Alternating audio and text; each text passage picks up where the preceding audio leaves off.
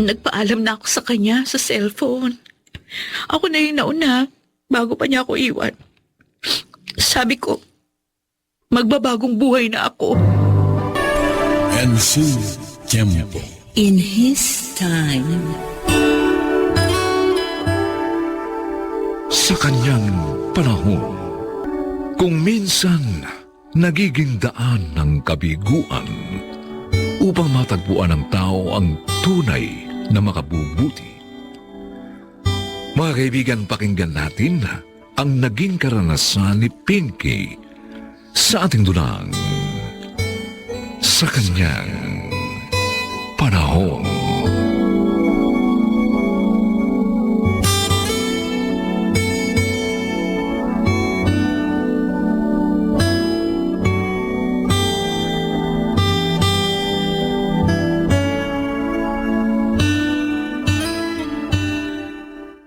Nakausap mo ba, ate? Anong sabi? Nagtatalak pa ba? Hindi na, Steve.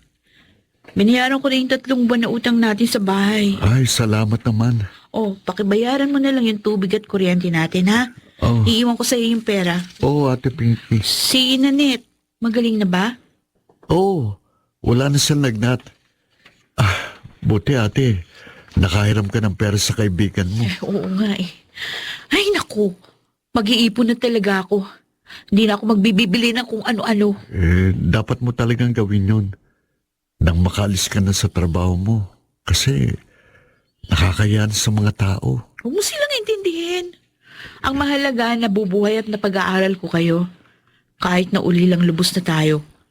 Tsaka, di ko naman binibenta sarili ko ha. Nagsasayaw lang ako sa club.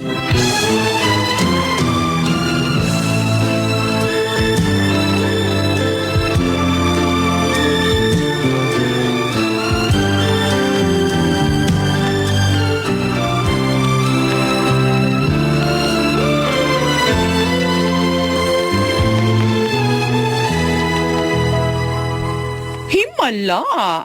Di ka bumili sa mga bag, damit at sapatos na binibenta ng kapitbahay ko. Grace, gusto ko na mag-ipon. Nahiya na ako sa iyo eh. Palagi na lang ako nagkakautang. Nagbabayad ka naman eh. Kahit na. Gusto ko na rin mag-ipon. 4 na taon ako nagsasayaw sa club pero wala man lang ako na itatabi. Ay, salamat. Naisip mo rin yan. Oo. Gusto nga ni Steve makalis na ako sa trabaho ko. Hindi mo siya masisisi. Binata na siya at syempre nahihiya na rin yun. Pero hindi ko naman binibenta yung puri ko, no? Mapanuri at mapanlait ng mata ng tao. Hindi sila maniniwala sa'yo. Tsaka, malapit sa tukso ang trabaho mo. Mas mainam kung mabubuhay ka sa malinis sa paraan. Kaya sana, paghandaan mo, friend, ang pag-ahon sa putikan.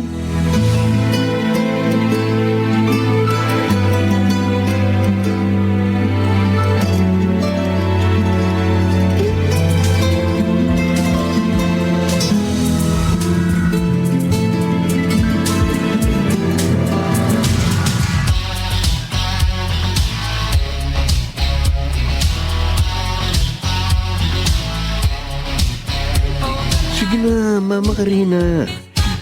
Donald, ito na lang ang kunin mo. Yung pinakamahabang buhok na dancer nga ang type ko. Pero hindi nga siya nagbibigay na extra service. I-table mo siya sa akin. Ako na ang bahalang kumausap sa kanya. Huwag ka mag-alala. Wala akong gagawing masama sa kanya. Ang lagay Bibigyan din kita ng malaking tip.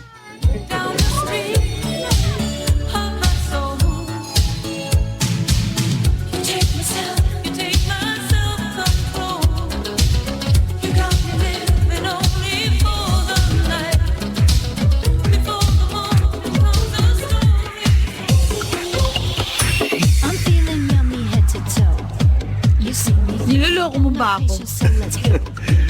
Matagal na akong customer dito. Kilala ako ni Mama Karina.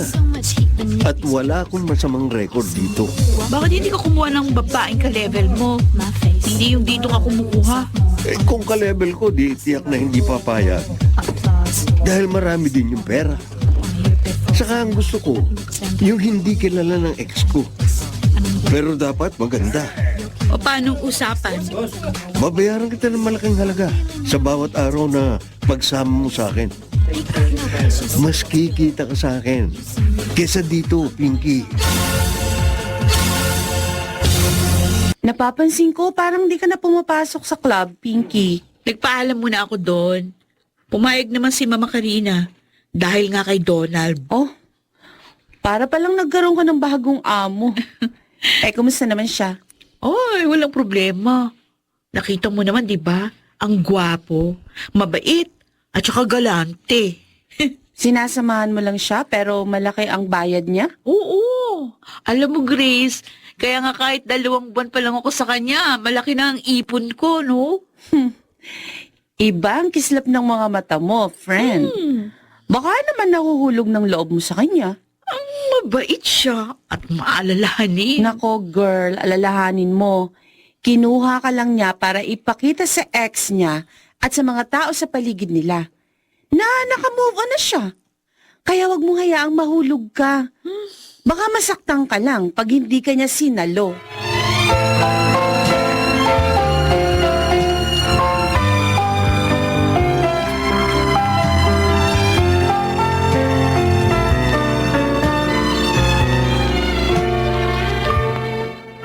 Steve, ano, maganda na bang ate mo? Ba, talaga namang maganda ka kahit noon pa at Pinky. Talaga? Ikaw talaga kapatid ko. Nagsasabi ka ng totoo. Ay, ate, may lakad ba uli kayo ni Sir Donald? Wala. Pero pupuntahan ko siya. Ha? Bakit? Aaminin ko sa kanya na may damdamin na ako sa kanya. Ano? Oo. Pero, paano kung hindi kanya mahal? Baka mapahiya ka lang. Ilang buwan na kaming lagi magkasama. Pakiramdam ko nga, gusto na rin niya ako eh. Kaya ako na yung unang aamin.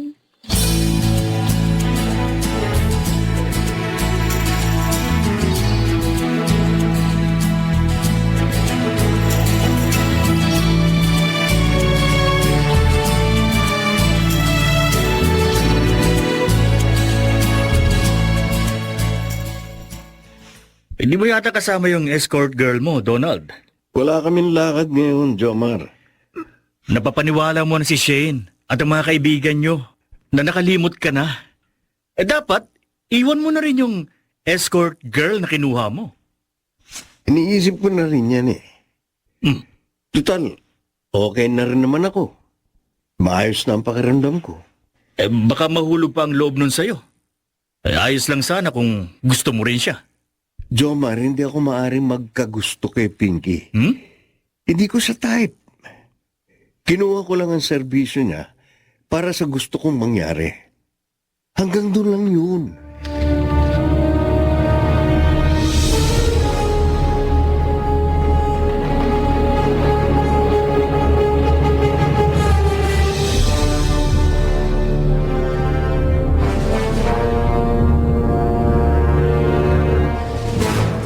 Buti naman, nagustuhan mo tong bahay na malapit dito sa amin. Ngayon, talaga magkapit-bahay na tayo. Salamat, Grace. Madali kaming nakalipat dahil sa tulong mo. Alam mo, tuwang-tuwa ang kapatid mo.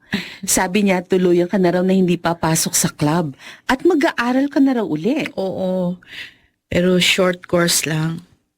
Caregiving yung kukunin ko. At yung ipon ko yung aking gagamitin. Pero magtitinda-tinda rin kami para hindi naman maubos nang wala sa oras yung ipon ko. At si Donald, paano na? Nagpaalam na ako sa kanya sa cellphone. Ako na yung nauna. Bago pa ako yung iwan niya. Sabi ko magbabagong buhay na ako. Pinky, Buti na lang pala. Narinig ko yung pag-uusap nila nung kaibigan niya si John Mark. Hindi ko pa naaamin yung damdamin ko. Naku, hindi ko nagkataon na pahiyalang ako. bata ka pa naman. Marami pang darating. Alam ko, pero talaga lang masakit. Ay, pero aayusin ko pa rin ang buhay ko. At aasikasuhin ko yung mga kapatid ko. Tsaka, hindi ko na muna iisipin yung pag-ibig. Hindi ka pala sumama sa graduation ni Ate Pinky. Nagdahilan ako, Steve. Sabi ko, hindi ko maaaring iwan ng work ko ngayon. Bakit mo naman sinabi yun? Ikaw, bakit narito ka? Yung bunso lang ang kasama ng kaibigan ko. Para maihanda namin ni Bunso ang sorpresa namin para kay ate. Tamang-tama. Gusto ko ring sorpresahin ng best friend ko. Tulungan mo na lang ako dito. Sige. At pagsamahin na lang natin ang mga gift natin kay ate.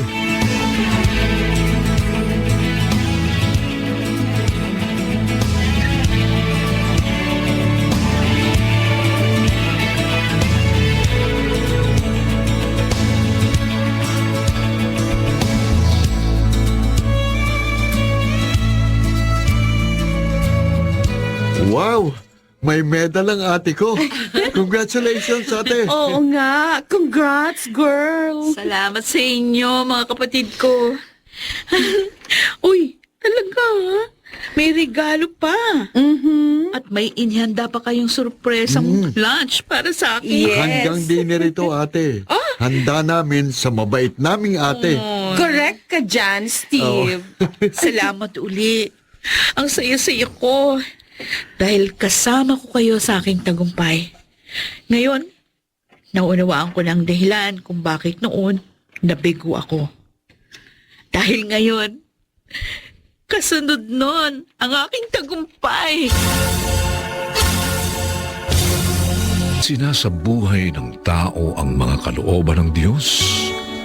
Landas niya ay liliwanag ng lubos sa kanyang panahon.